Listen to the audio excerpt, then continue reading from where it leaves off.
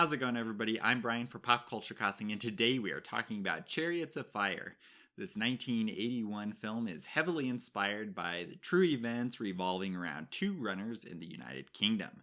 The iconic story, top-notch acting, strong directing, and indelible soundtrack really make for a memorable experience that has rightly endured and has taken its place in people's minds as a significant part of film history. The plot is twofold. It focuses on Cambridge University runner Harold Abrahams and Eric Liddell, a Scottish Protestant missionary who happens to be a talented runner himself. The characters are polar opposites in pretty much every way in the way they live their lives as well as the way they approach the sport. Abrahams has a bit of a chip on his shoulder in that he has had to endure anti-Semitism throughout his life, including his time at Cambridge with the masters of different colleges there. He is out to prove himself to those who view him as an other. Though Liddell is Scottish, he was actually born in China to missionary parents, and he himself is a Protestant missionary, and he has decided to continue that mission. However, he is also a gifted runner and decides to use his God-given talent of running to compete with the hopes of making it to the Olympics. He then plans to return to China after the Olympic Games to continue his work in ministry. The road to the Olympics results in both Liddell and Abrahams crossing paths and competing under the British flag, where personal reputation and religious perseverance and conviction will be tested. The film's pacing is nicely handled. The cohesive way in which the concurrent plot lines are communicated and intersect is well done. It is enjoyable to watch Abrahams and his friends Aubrey Montague and Lord Andrew Lindsay at Cambridge. Smooth transitions are used to transfer viewers to Liddell's story, which primarily takes place in Scotland, and the struggle that he has with running versus using that time to further his religious calling.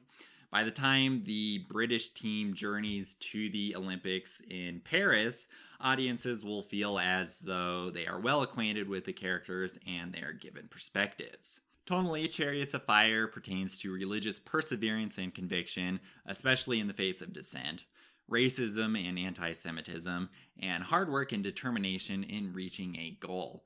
Liddell is a great example of standing firm in the faith regardless of what others may think. Abrahams wants others to see him for who he is and what he can accomplish, not solely for his heritage. Both men establish their own respective goals and thus set out to accomplish them. The film's performances are marvelous.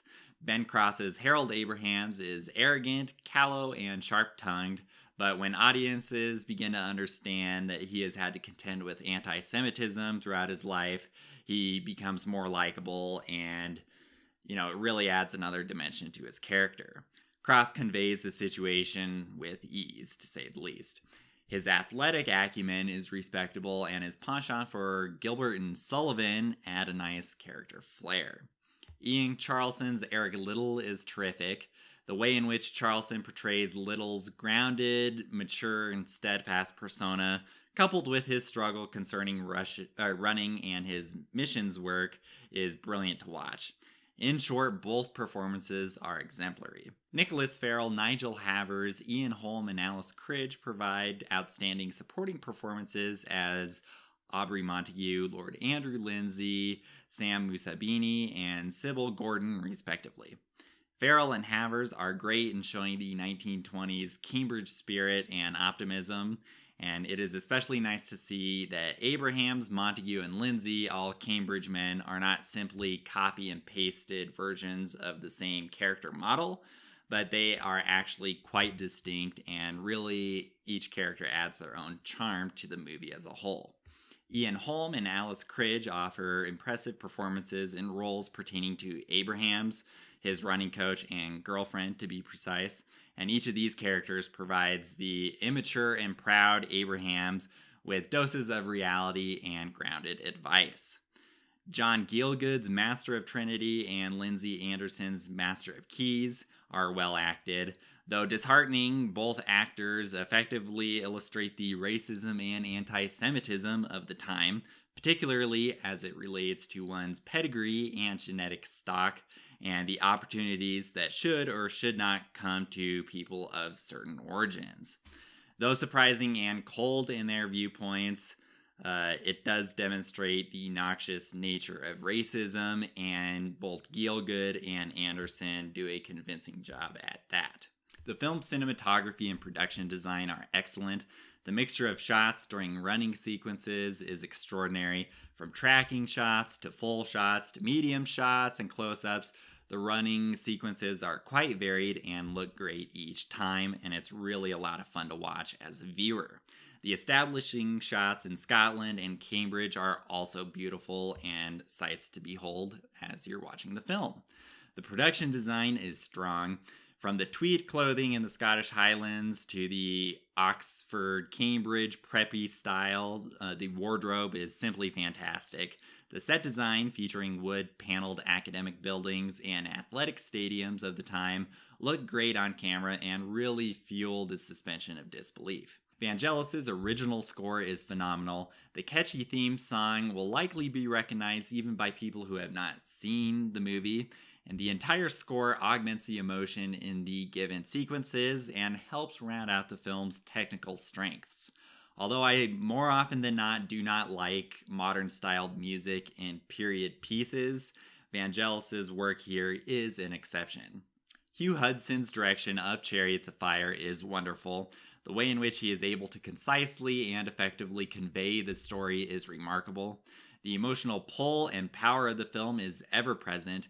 Having seen this film numerous times, I still get choked up several times whenever I watch it.